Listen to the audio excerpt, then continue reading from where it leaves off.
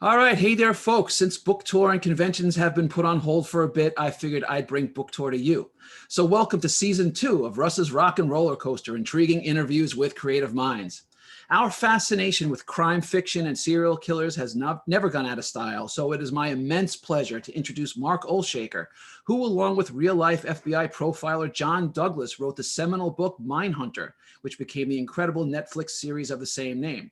Mark is also an Emmy Award-winning documentary filmmaker and author of 12 nonfiction books, including Einstein's Brain and The Edge. Mark is also the past president of the Norman Mailer Society and a director of the Rod Serling Memorial Foundation. Welcome, Mark. Thank you, Russ. Thanks for having me. All right, no, this is going to be fantastic. Just a quick heads up for everyone who's watching at home. If you have any questions or any comments that you might have for Mark, just put them in the chat box during the show and we'll get to a few at the end. Yeah, okay. Throw anything at me. I'll take it. All right, good. All right, so Mark, let's start at the beginning. So where were you born? Where'd you grow up?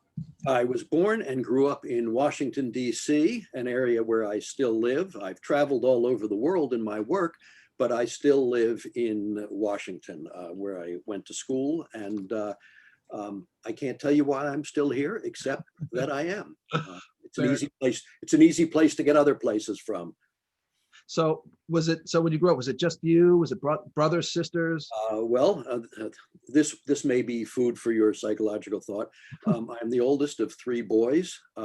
My father started out as a pediatrician, became a child psychiatrist. My mother was a teacher who became a lawyer. Both of my younger brothers and one sister-in-law are medical doctors.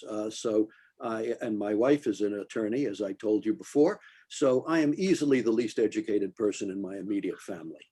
So what was that? So you've got that's sort of a really diverse background, from your parents coming in, obviously well educated, especially being the child of a therapist. So what was that like? Well, I guess it's like they often talk about the preacher's son or daughter, but my father was very enlightened and made it clear that he was my father, not my doctor. So he really wasn't responsible for my sometimes erratic behavior. I guess today, maybe you would call me ADHD as a child, which may today explain my diverse curiosities and interests. In those days, they just called it hyperactive. So let me ask, did you ever have one of those situations? Did your dad ever try to be like shrinky with you, or was he just... I'm not sure. If he did, he was very clever about it. Every once in a while, he would try new drugs on me, I suppose, and he was involved with some of the early studies on Ritalin and things like that. He also worked... So he's a psychiatrist, not a psychotherapist? Yes, psychiatrist, yes. And he had worked for the District of Columbia school system, for DC General Hospital, and taught at the George Washington University Medical School. So he had a diverse background, and I consider him a very enlightened man. He passed away about 14 years ago, and I miss him still, but I think a lot of my attitude is certainly informed by him and my mother. They were both very liberal. Sounds like a lot like your background about what we were allowed to do and what we were encouraged to do. And I guess they always encouraged me to be creative. I was always interested in creative subjects. And probably the reason I became a writer is I liked a lot of other things, but I had no ear for music. I enjoyed acting and theater and still do, but I didn't think I had any particular talent at it. And writing was something I seemed to be able to do, at least well enough to express myself. So what was it like with your brothers and with your brothers? You've got all those boys in one household. What was your relationship with them? Well, there was a lot of tension, as you might expect, a lot of fighting. Interestingly enough, my father never worried about it. He said, no, he said, I would be worried if they had nothing to do with each other. If they fight with each other, that's fine. It shows that they're engaged. And my brother and both of my brothers and I are very close to this day. So I guess my dad was right. Huh. did your either of your brothers, did they kind of follow in your kind of creative footsteps, or was that kind Well, of? to a certain extent, I think there's a lot of creativity in medicine. My Hmm. middle brother Robert went, unlike me, he went to MIT, got a degree in civil engineering, then went to Stanford, got a degree in mechanical engineering, then decided he wanted to be a doctor, went to George Washington University Medical School and got a MD degree, and now he is a radiologist. The other one was more interested in psychology, but ended up in emergency medicine. And he is now director of emergency medicine at Boston Medical Center, which is the largest level 1 trauma center in New England. So he's more of the cowboy. He's interested in, the fast and furious stuff. Huh, it's funny. I'm actually just rewatching ER just now, just to do it. So I'm getting lots. Well, I can tell you funny stories about that. When ER was on, and my wife and I were glued to it every week. Right. And undoubtedly, halfway through or so, they'd hold up. In those days, it was an X-ray film. Now it's all on computer, but in those days, they'd hold up a film. My brother Robert would call and say, "That's not what that shows." Or Jonathan would call and say, "Well, they've just ordered a test that doesn't come back for 3 days. So what use is it in an emergency room?" So that kind of spoiled it for me in some ways. But by the same token, Russ, I watch crime shows today, Mindhunter excluded, and I say, this isn't how it really is. Yeah. Um, So let me ask you a little bit about that. sure. So first, before we get into that, I want to ask you. So you've grown up, you lived your whole life in Washington D.C., obviously the hotbed of all the political action in America. What was that? Did that, as a kid growing up, did that impact you in any way, or was it just Not, sort of like, was not it just sort of really. noise on the outside? Yeah, it was noise on the outside. I mean, I went to a public high school, and the high school had a lot of kids, of senators, of people in the administration, cabinet officers, and all that. And yet, I can honestly say that unlike from what I hear from high school kids today, nobody traded on their parents' name, wealth, status, anything. I mean, you absolutely made it on your own. If you tried to push your family status, you would be shot down so quickly. I mean, you either had to have some talent and popularity, be really smart, be an athlete, be very social, something like that. So I would say it really was, to a certain extent, background noise. I mean, we all, growing up around here, just like people in Hollywood, we see famous people all the time, but we don't have. Right.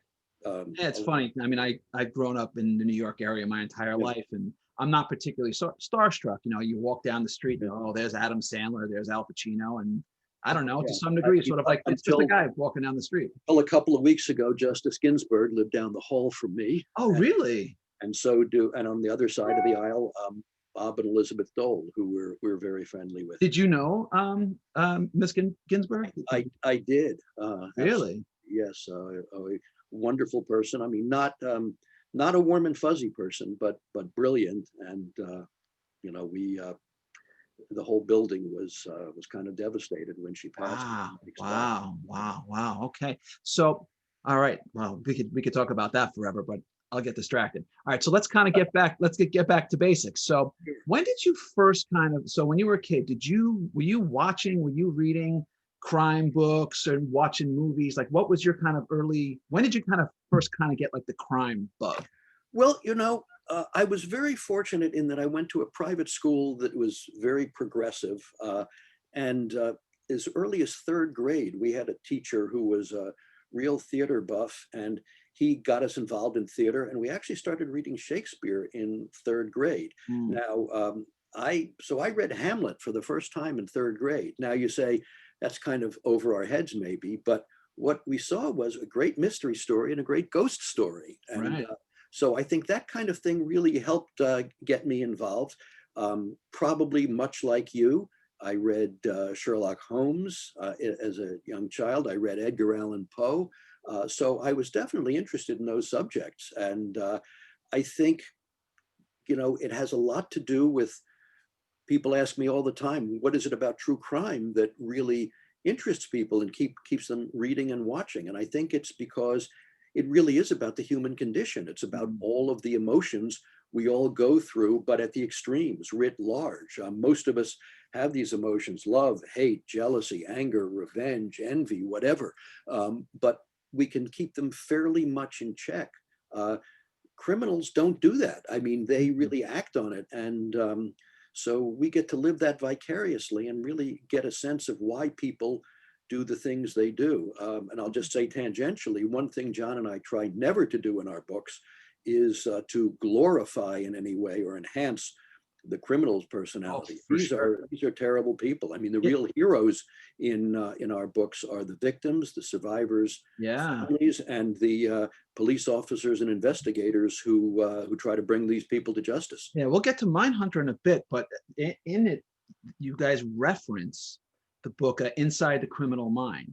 Yeah. Which I bought because it was in there, and I'm actually reading it, and it's really fascinating to see that in the criminal mind, they just don't think like everybody else. Well, you've absolutely nailed it, Russ.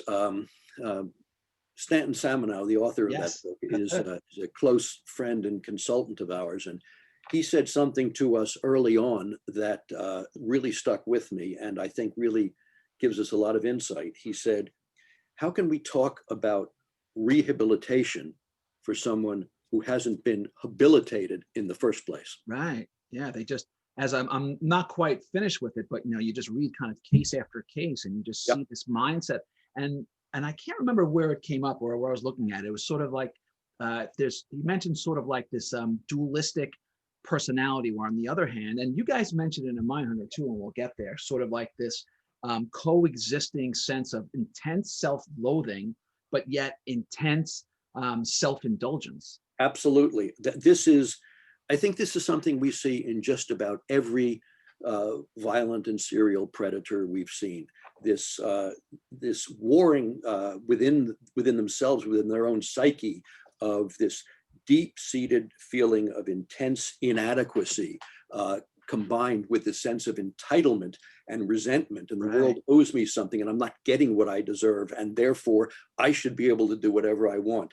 And of course, part and parcel with that is part of the criminal personality is a total lack of empathy for another person. I mean, they are incapable not only of feeling another person's suffering, unless it's something that they actually enjoy, like the sadistic predator, but the other people really aren't real to them. They're just props in their own personal drama. Right. Yeah. So let me ask you. So you were interested in sort of the human experience and sort of the criminalistic nature. When did that turn into? When did you first start getting serious about writing? Well, I guess I got serious about writing in high school. My first great literary hero, if you will, was Rod Serling. I was, I'm giving away my age, I guess, but I was, as a kid, I was devoted to the Twilight Zone, which I thought was absolutely fascinating. I mean, I was very young when it came on, and I was fortunate enough to maneuver myself in a position to meet Rod when I was 14, or 13 or 14, and he was such a great guy that we kept up a relationship, and he really became my mentor for the last, I guess 14, because the last 10 years of his life. He died when I was 24, but he was a wonderful man, and I really patterned a lot of myself after him, and so I just started writing in his style, just as he said that he started writing in Hemingway's style. We were all influenced by somebody else. And so I guess it was in high school, and I guess my first big break, if you will, is I entered a dramatic script in the National Scholastic Writing Contest when I was in high school, and won first prize. So for dramatic script. So I guess that gave me either a false sense or at least the confidence I needed to keep going and keep at it. And so I guess I've always been interested in writing. When I got to college, I worked for the student newspaper and continued writing plays and short stories. And then when I got out, I worked briefly for an advertising agency in Washington. I didn't particularly care for advertising, but it turned out to be the best move of my life, because I I left after 4 months on very friendly terms. I just told them it was just something I didn't want to do. So the agency hired somebody to replace me. She didn't work out. They hired somebody else who'd been an assistant editor at the American Psychological Association. And that person became my wife and has been so ever since. Wow. So who says that quitting your job can't work out? That's right. That's right. Okay. Wow. And I worked in journalism for a while. I worked for the Washington Bureau of the St. Louis Post-Dispatch. I produced training films for Xerox. In college, this is the one from way outside my field. Okay. College, I worked as a country western disc jockey in Frederick County, Maryland. Oh, whoa, hold on. Don't skip past that part of it. Okay. Go back. Tell me, I want to hear about this. Yes. Well, how did that happen? Well, I knew I didn't know many people in the business, but I knew a friend of my parents was a media broker who bought and helped buy and sell radio stations. And he introduced me to this guy who owned a couple of stations out there in the country. I was definitely a city boy. I knew nothing about country music, but I got the job in Frederick County and I sure learned fast. And so I became quite an expert at all of those people in those days. This was the era of Johnny Cash, Waylon Jennings, Merle Haggard, I think my favorite group was a Texas outlaw group called Tom Paul and the Glazer Brothers. Oh, wow. Are you a country fan? Do you like it? I must say I haven't kept up with it. I like the old stuff, Jim Reeves and Tammy Wynette and, all of them. I really like that kind of music. I think it's like we've talked about before. It's all storytelling and I love storytelling. All right. So you started writing, your career, you kind of zigged and zagged. I did. So what was the kind of the turning point that got you into kind of being a crime writer? What was that transition? This is interesting. I had written a number of novels. I just sort of lucked into an idea for a novel called Einstein's Brain, which was my first novel. It was sort of mystery, sort of science fiction. And it did well enough that I could continue in that vein. So I wrote a number of thriller novels. The next one was called Unnatural Causes. Took place in the backdrop of the Vietnam War. I wrote a historical thriller called Blood Race, which takes place during the 1936 Olympics. All of these posit sort of an alternate history, which probably didn't really happen, but I absolutely stuck to the facts of history to make them fit in. By that time, and I was also writing and producing documentary films, and I was I was doing some work for Nova, the PBS science series. I'd done a number of films for them. I had written Unnatural Causes. The novel took place at the Centers for Disease Control, which I did some research on and went down there. And so I did a film for Nova called What's Killing the Children, about the Epidemic Intelligence Service. We followed a crew of disease detectives down to Brazil to see what was killing children in this very kind of immediate way. They would get sick overnight. By the next day, they would be dead. And it was a horrifying disease, very emotional. So now we're going back some time, but I had read the book, Silence of the Lambs, like so many of us had. And when I heard that it was being made into a movie, I went to the the executive producer of Nova, Paula Apsell at WGBH in Boston. And I said, Paula, I've read this book, Silence of the Lambs. It's really interesting. Why don't we do and I said, they're making a movie out of it. And if the movie's anywhere near as good as the book, I think it's going to be a big movie. Didn't know how big it would be, of course. Sure. And I said, let's do a film about the real profilers, these really FBI guys who come to a scene and try to figure out, the personality of the offender just from crime scene and behavioral evidence. And so eventually Paula agreed. I called the FBI in Quantico. This was before 9/11. This was before all of the security. It was before there was actually much interest in profiling, to be honest with you. So they were very cooperative. I came in with my partner, production partner, Larry Klein, who's one of the top science producers at PBS. And we talked to the people at Quantico, and they agreed to cooperate with us. We sort of followed them around for a while. I got to be quite a, I wouldn't say popular, but quite a frequent denizen of the hallways there. We studied a lot of cases, finally found one that worked for us.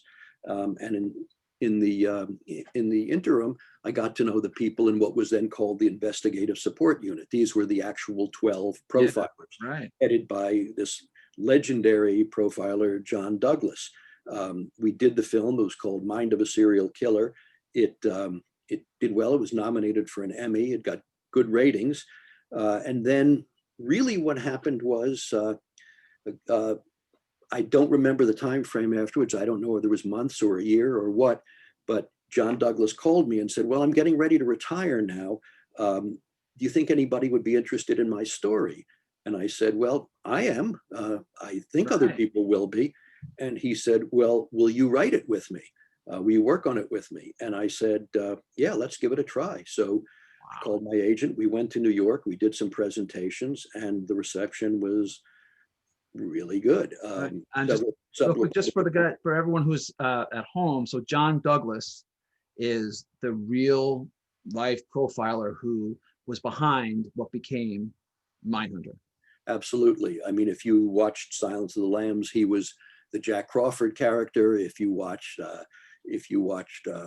Criminal Minds, he was the original Manny Patinkin character, and many others. He's been featured in Patsy Cornwell's books by another name, and so he is the guy. He is the profiling pioneer of the FBI, and so we published Mindhunter. It did amazingly well. I mean, we were all surprised. It became a New York Times bestseller in both hardcover and paperback, and the publisher was happy enough with it. We decided to do another book. It was called Journey into Darkness, which kind of continued the story.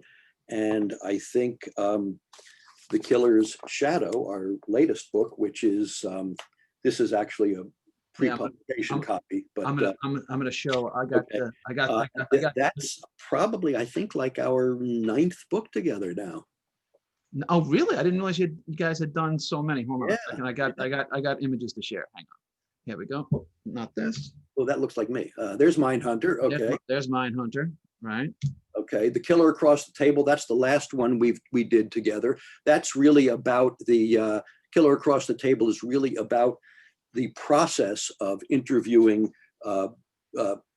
killers and serial killers and predators in prison. It's really the basis. It's really a deep dive into what the Mindhunter TV series is about, how you learn about these people. And as John says, that's the way you learn from the experts. If you want to understand an artist's work, you have to look at his art. So let's just take a step back for a minute.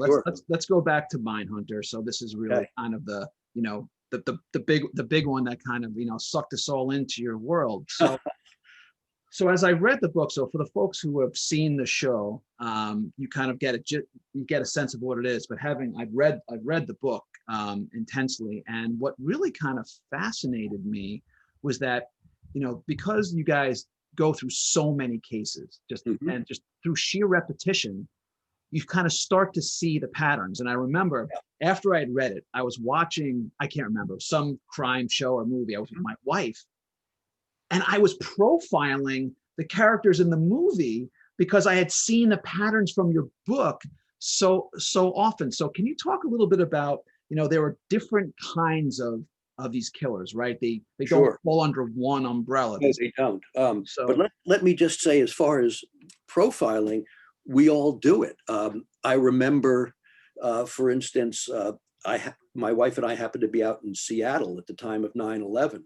And so we took one of the first planes back 2 weeks later, And everybody was sitting down on the plane, as more people came in, everybody was mentally profiling everybody else to make sure they were safe.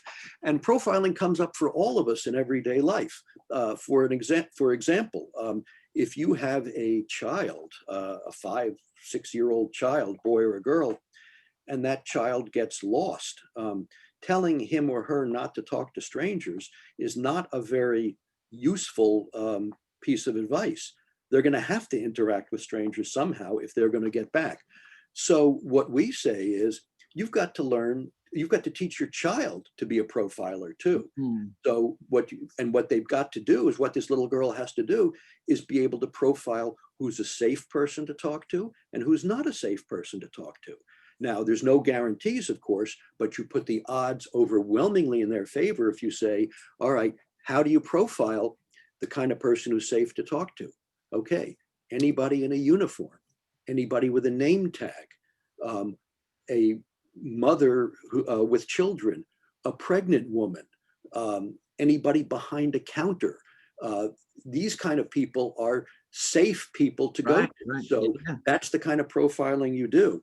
But as far as your initial question, which is different kinds of killers, yes, there are many. I mean, we're all familiar with the cliche of a single, nocturnal, disheveled white male loner in his mid-20s to mid-30s, and all that. But that, even though that applies to a lot of people, it's not very helpful. We've got to have specific information, and everything that a profiler or a detective sees at the crime scene, whether it's scientific evidence, whether it's an indication of behavioral evidence, whether it's a high risk crime, a low risk crime, where it took place, what time of day, what the circumstances surrounding are, all of those lead to a conclusion, we hope. And as you say, after going through hundreds and then thousands of cases, you do start to see patterns and you can make pretty good guesses. Now, what's interesting is, one of the hardest things to estimate is age, because age is an emotional factor, not necessarily a psychological factor. When John's unit profiled the Genesee River killer, Arthur Shawcross, they got his age wrong by 15 years. Now, what was interesting is he was 15 years older than they thought he was going to be. What was interesting is they found he'd been in prison for 15 years. For attacking a young man and a young boy and a young girl. Yeah, I wanted to ask you about that. It was fascinating in reading it, is that, what was coming up is, you were looking at a history of and a pattern of crimes, and then there would be, seemingly the crimes would stop. But it seems that often it's because that perpetrator had actually been arrested on a separate charge, but the police didn't know that this one person had committed these other crimes. Absolutely, absolutely. And one of the problems that law enforcement had in our new book, The Killer's Shadow, which is about the FBI's hunt for white supremacist serial killer Joseph Paul Franklin, is he was so mobile, he would go all over the place. He wasn't operating in one place. The old cliche in police work is, you want to get away with a crime, kill somebody one place and drag him over a county line to another jurisdiction. Right. Yeah. So one of the things that, that again, I found so fascinating is that, in retrospect, we can look at it, when I say it, we can look at the idea of, analysis and identification now with the benefit of, John's and then other people's work over 50 years. And what it might seem more obvious today, but at the beginning, you're sort of creating a system from nothing. And what seemed to be, what kept coming through as I was reading, and you guys were talking about in the book, was sort of the necessity to be able to sort of, how do we rule? It's not just ruling in, but how do we rule out who it isn't? Absolutely. Linkage blindness and is a very big deal. How do you do this? And, part of it is statistical. What is the likelihood of two people operating in the same manner, in the same time, at the same place? And there are other factors as well. Generally, if there's a number of crimes in the same place, like if you analyze the Jack the Ripper crimes, some of the earliest serial killers in London in the summer of 1888, you can see a pattern based on where the killer's original area of comfort is, and familiarity, and then it moves out from there. So there are many, many factors that go into this, and we're the first to admit it's as much an art as a science. Yeah, and until I watched the show and read the book, I hadn't totally. I mean, I don't know why would I think of these things, but the nature of the crimes, it seemed to be there's a sexual component Absolutely. to what's going on there. So talk about that a little. No question. Even somebody like David Berkowitz, the son of Sam, 44 caliber killer who terrorized New York City in the summer of 1977. I mean, he never got close to his subjects. He would shoot them with a big Charter Arms 44 caliber Magnum. These young men and women sitting out in cars in various lovers' lanes. And yet there was a tremendous sexual component to him. He was getting off on the people that he could kill, the people that he couldn't have. I mean, you see this all the time with arsonists. You wouldn't think of arson as a sexual crime, but it is. It's a crime of power and manipulation and domination, and and I can tell you, it's no secret. You see a big fire, particularly in a big city like New York. The police are going to be looking for, who's masturbating in the crowd as they watch. Right. Wow. Wow. Do they really? Oh, wow. yeah. I mean, I guess I shouldn't be surprised. I mean, I guess we don't want these things to be true, but they're real.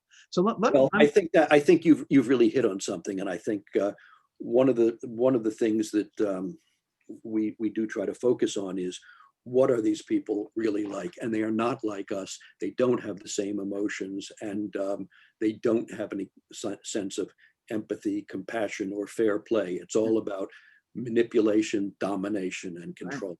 And I was really fascinated to learn just how often the perpetrators wind up trying to insert themselves in some way into the investigation. Absolutely. You've studied our work very well. Part of that is control. Part of that is a vicarious sense of wanting to be part of it. And if a sexually based serial killer, that this is the most important thing in his life. Take somebody like Dennis Rader, the BTK strangler from Wichita, Kansas.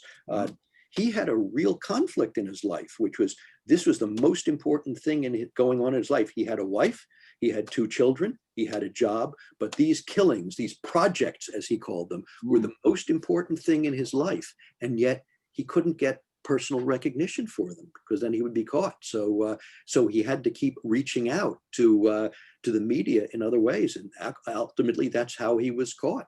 So let me ask, I mean, honestly, we could spend hours talking about this. So tell me a little bit about John Douglas himself, because it's interesting, because you say that, he was sort of the basis for the Jack Crawford character. And as I was when I saw Mindhunters, you see the show, of course it's fictionalized and they have to kind of do what they do. And the character so in the book, you can see that like pieces of what we see as Holden in the show, maybe is John, but I didn't completely see him that way. He was sort of like, in the book, the way he comes across, he kind of is almost like an amalgam of a couple of characters that turned out to be in the show. Yeah, I think that's absolutely true.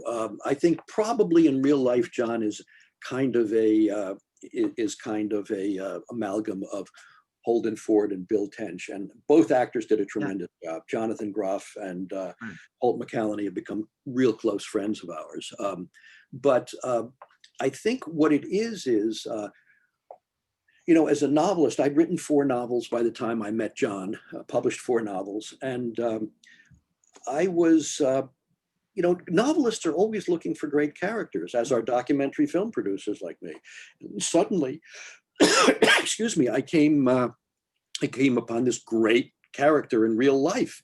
And I said, this is something we can do. And, we've been together so long now that we joke about John as a detective pretending to be a writer, and I'm a writer pretending to be a detective. I can absolutely see that.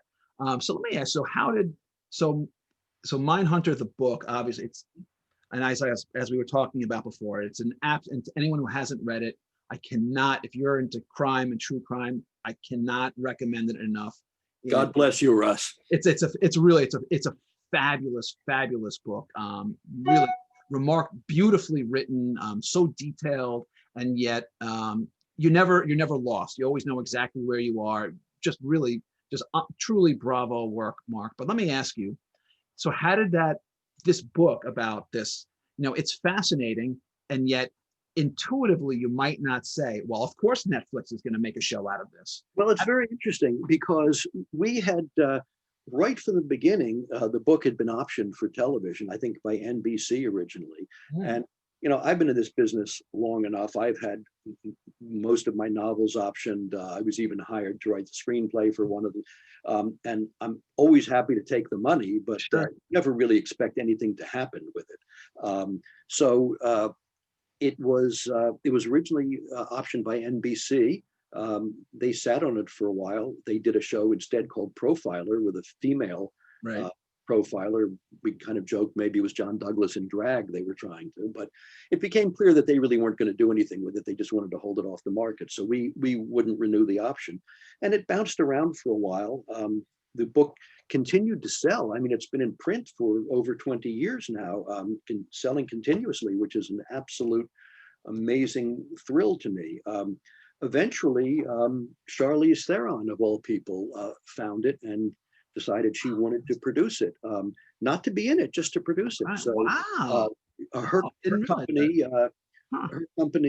production company made a deal with Fox 21 at the time, and they started developing it.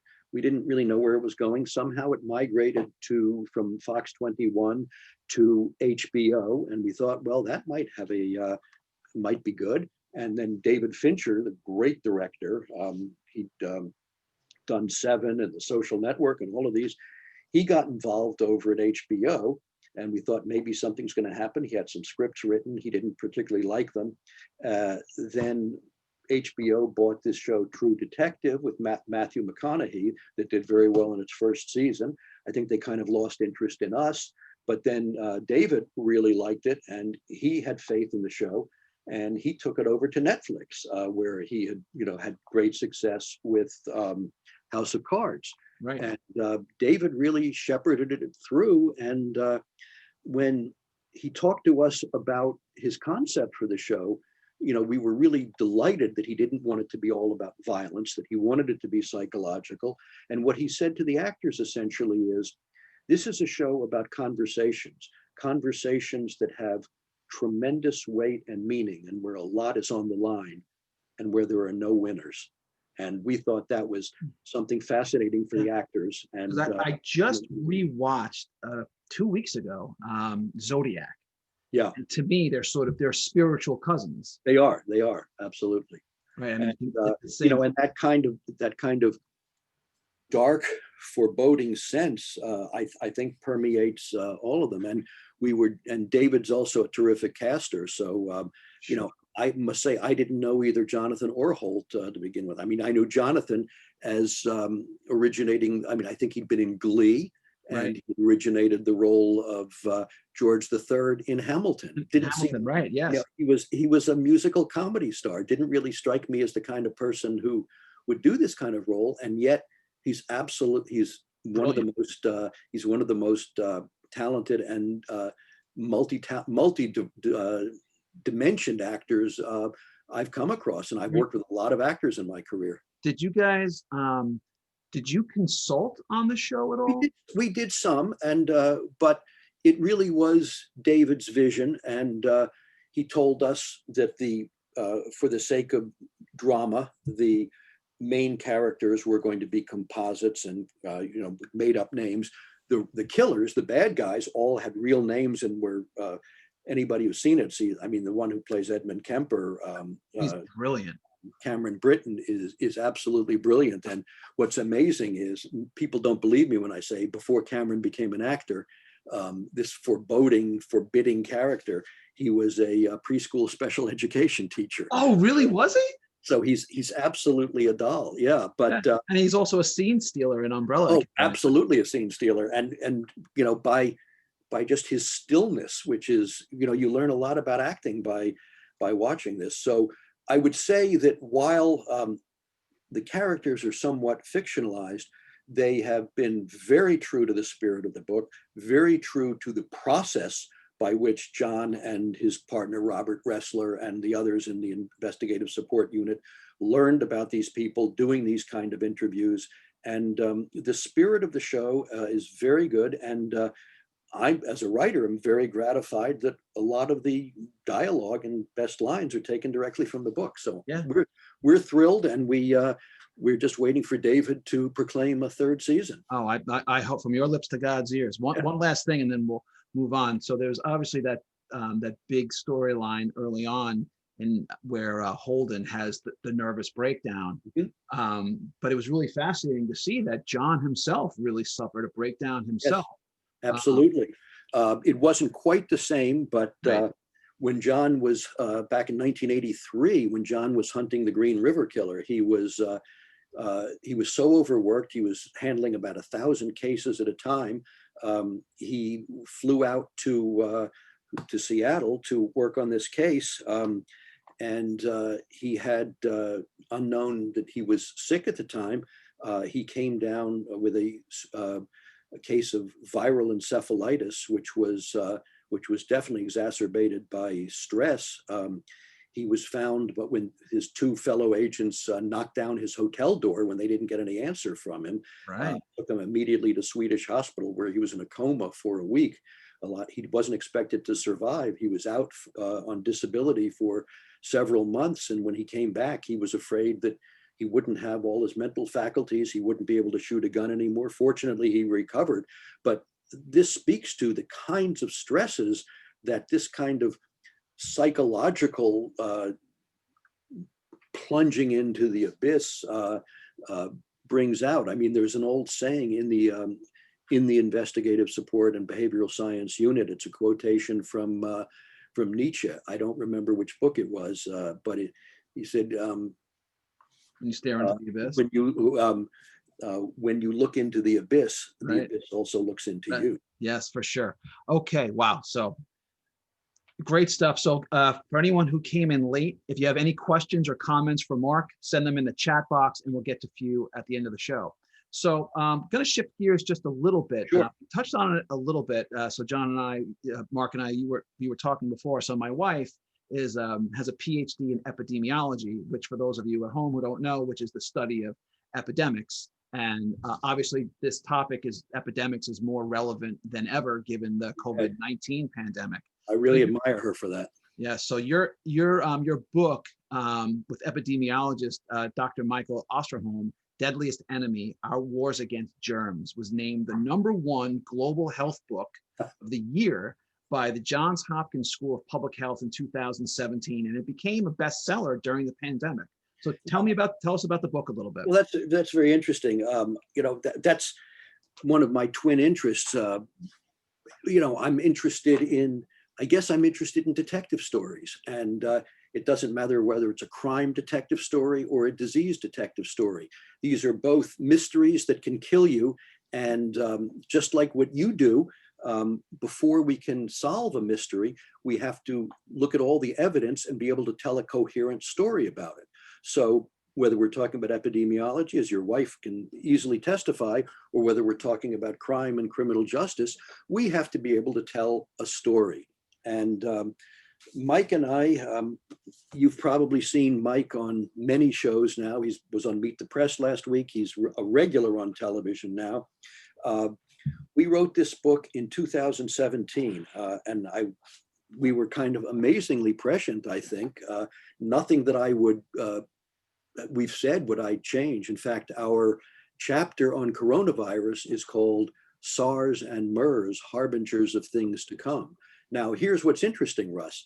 When the book came out, as you say, it got very good response from the public health community, particularly, as you say, that honor from Johns Hopkins School of Public Health, one of the top ones in the world.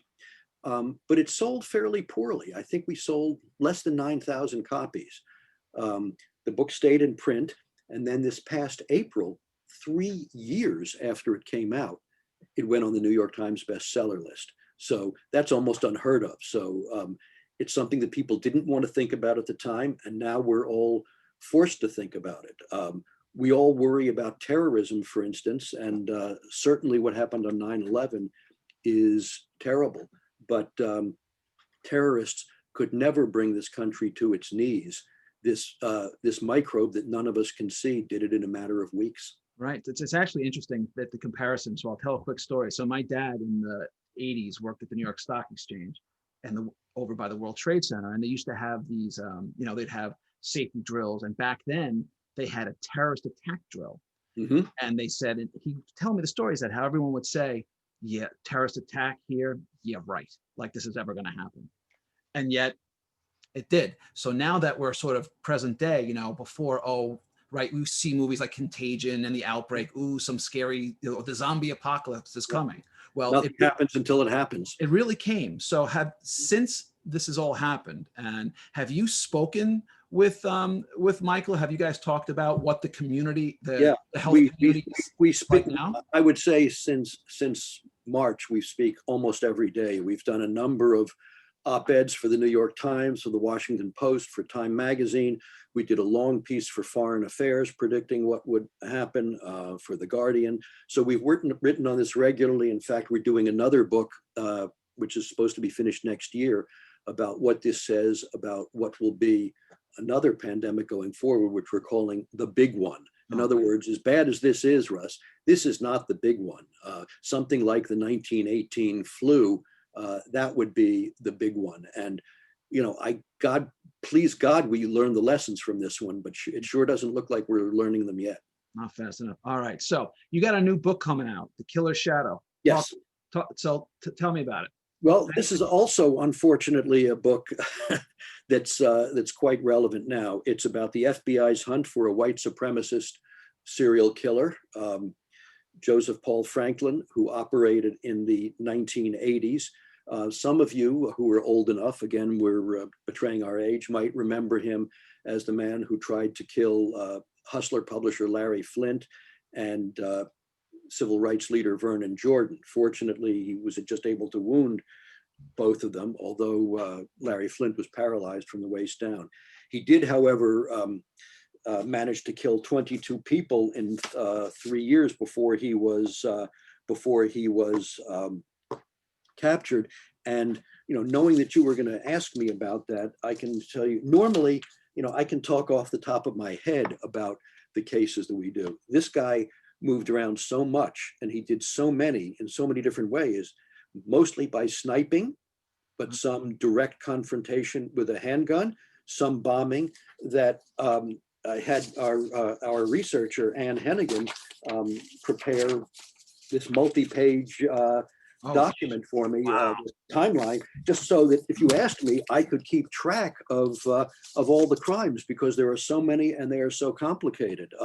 He targeted, he was basically a neo-Nazi from Alabama. He targeted Jews, he targeted African Americans, and he targeted mixed race couples. He also had a habit of picking up prostitutes or street people on the street in his car. He was a master of disguise, and he would talk to them. And if he found out, and he felt it was his job to protect white women, but if he found out in conversation, he was a profiler too, if he found out in conversation that this woman had gone out with a black man, he would kill them. So this was a man who was trying to foment a race war. And unfortunately, we have his spiritual children with us today. I mean, Dylan Roof, obviously, who shot up the church in South Carolina in 2015.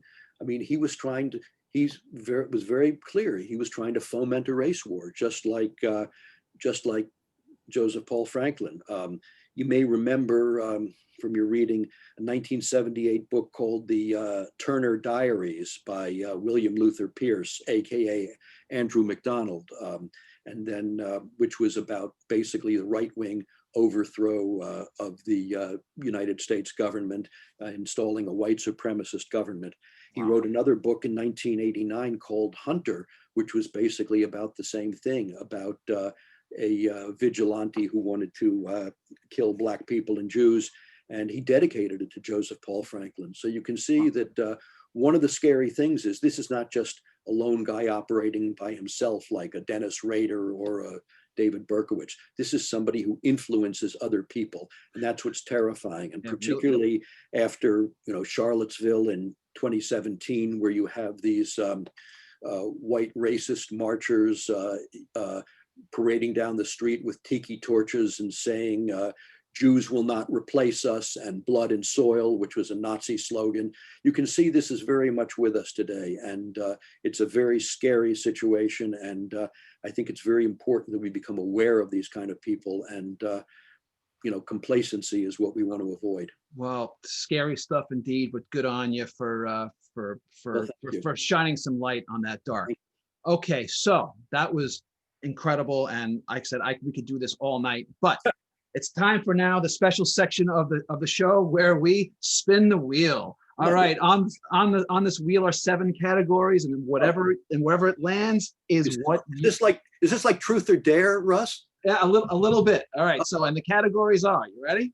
Okay, so the categories are Music to My Ears, Silence of the Lambs, Stranger in a Strange Land, Fear of Flying, Play It Again, Sam, Trick or Treat, or Cold Case. All right, I'm gonna give a spin. What you get is what you play. All right, what do you get? You got Cold Case. All right, so what is Cold Case? Hold on. All right, so there have been countless unsolved crimes throughout history. If you could get the answer to just one, which one would it be? Well, several years ago, I would have said Jack the Ripper, except I think we know what the answer to that one is. In our book, The Cases That Haunt Us, we did a lot of research. I went over to England. I spent a lot of time with the people at Scotland Yard. I went through their records. I talked to the curator of their Black museum there. And I think we know who Jack the Ripper was. And if you want to know, I suggest you get our book, The Cases That Haunt Us. I think probably of the modern cases, when we wrote Mindhunter, a number of them weren't solved. For instance, Green River, BTK, which have been since then. So if you ask me now, particularly the cases we've worked on, I would probably say the John Benet Ramsey murder, because we are looking at all the evidence. We are absolutely convinced, and I think all of the behavioral evidence and all the scientific evidence bears this out, that it could not have been either of the parents. And we could spend the whole hour with me giving you evidence on that. And when I do lectures on it, I say, I'm going to lay out the whole case for you. You stop me at any point and confront me on any point of evidence that you don't agree with. So I'm going to take you up on that. Okay, so what we know is John and I feel strongly that they didn't do it. What we can't say is who did it. Wow, yeah, I remember that case. That's what I'd like to know. Yes. Oh, wow. Okay, so Mark, you and I are both in the writing business, so let's go to our advice column. What's the best and worst writing advice someone ever gave you, or advice you overheard? Well, let's see. I'm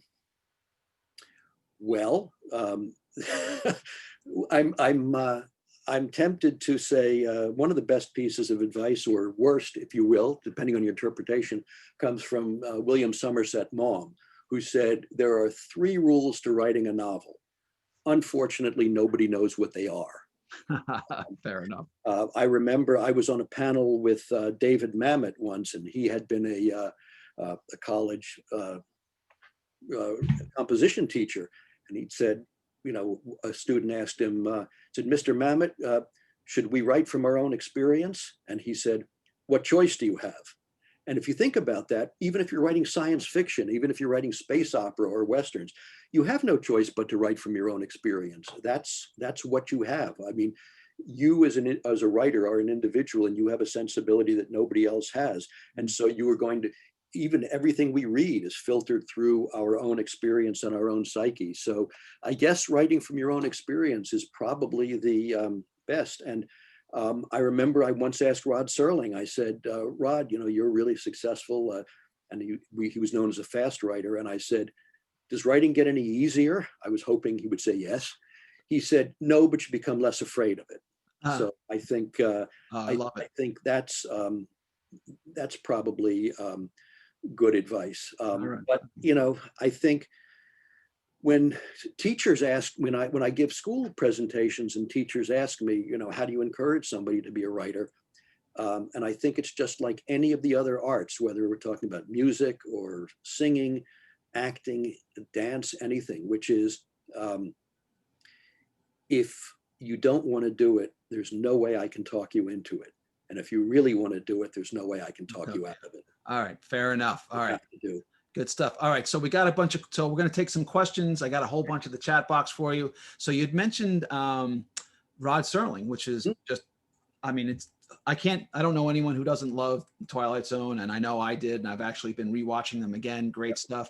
So isn't it interesting that 50 and 60 years later, they still hold up just as well, even with those crude production values, they're just as meaningful as they ever were. Yes. So let me, so go into just a little bit more detail. How did you actually meet Rod? One of our questions is, how did you meet him?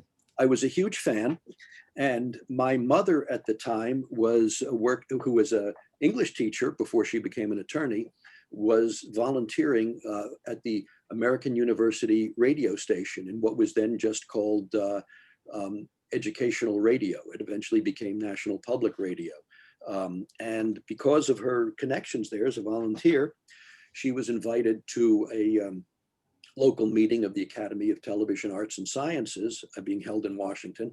And Rod Serling, who's then the president, was going to speak. So she asked if she could bring me. They said yes. And I was absolutely thrilled. So it was at, I think, the Sheraton Park Hotel, one of the big hotels in Washington. We got into this conference room where, you know, the chapter was meeting. Rod was sitting up at the front with his brother Bob, who was also a writer.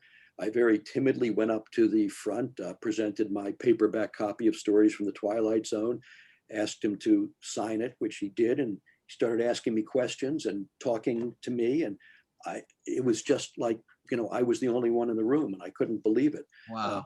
I don't remember what he talked about. I remember being very, sure. I remember being very impressed. And then I wanted to talk to him afterwards, and he and Bob rushed out right afterwards. I found out the next morning in the newspaper, they'd gone right to the Washington Hospital Center because Rod was having chest pains the entire time. And yet he and thought he was having a heart attack. It was a heart that actually killed him ultimately. Whoa. But he insisted on giving this speech. So I sent him a get well card at the hospital and said, you know, I was the kid who came up, you know, to you. Right. And it probably didn't even get to him at the hospital because he left fairly shortly afterwards. But I would say 10 days later, I get a letter from him from his home in Pacific Palisades, California, thanking me for the letters, saying it was the best medicine he had had and all of that. And a relationship just started. We started writing to each other. I would see him in Washington. He would encourage me. I would send him things I'd written. I went to visit him in California. And he was just the most encouraging, wonderful guy. And, you know, I can't say enough about this man. And to this day now, his daughter, Anne, who is also a writer now, is one of my closest friends. Wow. Wow. That's great stuff. I got more questions for you. A couple more. So we're going to go back a little bit to the Mindhunter side of things. Okay. So the question is, can you discuss? So we were talking a little bit before about how, you know, criminal minds just don't think the way the rest of us do. Can you discuss how much these killers are born versus made? How much is nature versus nurture, and what can we do about the latter? All right, that is one of the prime questions we deal with, and we deal with the nature versus nurture question in almost every book. We've certainly dealt with it in The Killer Across the Table, and we certainly deal with it in The Killer's Shadow. And the answer is both. Generally, there's some hard wiring there, but almost all of these guys, and I say guys because the overwhelming majority of them are men for reasons that we can discuss if you like, but almost all of them have bad backgrounds. Joseph Paul Franklin was abused by both of his parents in very severe ways. He grew up in abject poverty. He also grew up in a very racist environment. And these people who have nothing much going for them, going back to what we were talking about, this deep-seated sense of inadequacy, one of the ways you fulfill that and overcome it is by finding somebody that you consider worse off or lower than you. And I think that that is probably, I would say there's, you know, if we're going to get controversial here, there's not a single member of QAnon who doesn't have these deep-seated feelings of inadequacy too. So the answer is, it's generally a very complex question of nature versus nurture. They are intertwined. If you could have some early intervention, which is very difficult because it involves a lot of intervention and a lot of therapy, some of these guys you can help. Unfortunately, John says, you know, by the time they get to us, it's too late. All we can do is prevent them from doing other things. But so yes, both nature and nurture definitely come in. There's generally some hardwired sense of antisocial personality disorder, lack of empathy, something we call borderline personality disorder, where, you know, truth doesn't matter. It's a commodity, and you have the sense that anything that's good for you is what's good in general. And you don't really care what happens to other people because they're just objects. This is generally what we call the sociopathic personality. And let's be honest, it's not just limited to criminals. We see it throughout society. Right. So a couple more. So one of this is, so from an author perspective, how did you and John decide which cases to focus on in the books that you've written? Well, that's a very interesting question. And I think there were certain cases that were obvious because of what they had done to advance the science of profiling or the technique of profiling, and John's behavioral science unit within the FBI. An obvious case would be the Atlanta child murders, the early 1980s, which got a tremendous amount of publicity, and the profiling had a lot to do with leading to Wayne Williams' capture, and it got a lot of publicity. Sometimes we want to know what the case says. Does it tell us something universal? You know, like all good novelists, we want something that resonates with a larger question. What does it say about courage or family values or interaction or risk assessment or crime solving? So generally, we try to look for cases that have some larger implication beyond themselves. For instance, the John Benet Ramsey case. What does that say about beauty? What does it say about the way children are treated? What does it say about celebrity in America? What does it say about the way we think of parents and the way we think of child raising, for instance? What do we think of wealth? All of these things play into it. So speaking of John Benet Ramsey, one of our questions is, well, you've said that you've in your minds anyway, have pretty clearly ruled out the parents. Yeah. Do you guys have a theory as to who it was? We definitely think it was an intruder. We think it was probably somebody who either knew the family or knew of the family. I tend, based on a number of factors, including the ransom note, I tend to think it was probably somebody on the youngish side rather than the older side. I think he was somebody who had been in the house before. There are a couple of possibilities of people, one of whom actually has committed suicide since then.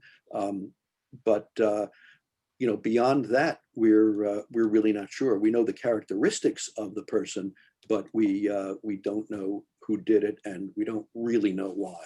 All right. Wow. So we could. I mean, again, we could have another show, Russ, where I could just lay out all the evidence, and I could tell you why we know the parents didn't do it. But it's a complex interaction of behavior, forensic evidence, and physical evidence. All right, we're gonna have to talk again. So Mark, so we've covered a lot of ground, and I wish we could keep going. So we talked about a bunch of your books, including your new one. Where can folks get them, and what's next for you? Well, I think you can get them in your local bookstore. The Killer's Shadow, I believe, comes out on November 17th. We wanted to wait till after the election, which clearly sucks all the air out of the room. We profiled that one pretty well, I think. But you can get it on Amazon or Barnes & Noble, or you can pre-order it on any of those sites, or go to your local bookstore. And we're very grateful for your support. All right, great. Thanks, Mark. This is really been a fantastic, fantastic hour. And I Well, it's been a pleasure, Russ. You ask all the right questions, and you know, not to be too facetious about it, but we divide killers into or criminals into organized, disorganized, and mixed presentations. Yes. Not that you're a criminal, but you are very organized. well, thanks. So I want to thank Mark for your time and for everyone who's watching. I'm your host. Oops, sorry about that. I clicked the wrong thing. I'm your host, Russ Colchamiro. And if you've been watching tonight, then crime and murder are right up your alley. And it just so happens that I have a few crime books of my own. So I'm going to do a little share screen with you guys as well as I did before, so you guys can see all the good stuff. So first up, I've got, all right, Murder in Montague Falls is a collection of 3 noir novellas written by Sawney Hatton, Patrick Thomas, and yours truly. The novellas all feature teen protagonists and are set in the same fictional town across 3 different decades. Each story explores different elements of the criminal mind, including cult rituals, secret spies, and serial murderers. And hot off the press is my new novel, Crackle and Fire, featuring my hard-boiled intergalactic private eye, Angela Hardwick, who is hired to find a missing intern with stolen corporate files, but soon finds herself tackling with dueling gangsters, angry protesters, and a madman from Earth with galactic ambitions of his own. Crackle and Fire and Murder in Montague Falls are available on Amazon and published by Crazy 8 Press. So I want to thank everyone for coming out tonight. This has been a great hour. Thanks again, John. And next up on the roller coaster is a special Halloween session I'll be doing next week, digging into secret stories. Until then, I'll see you next time.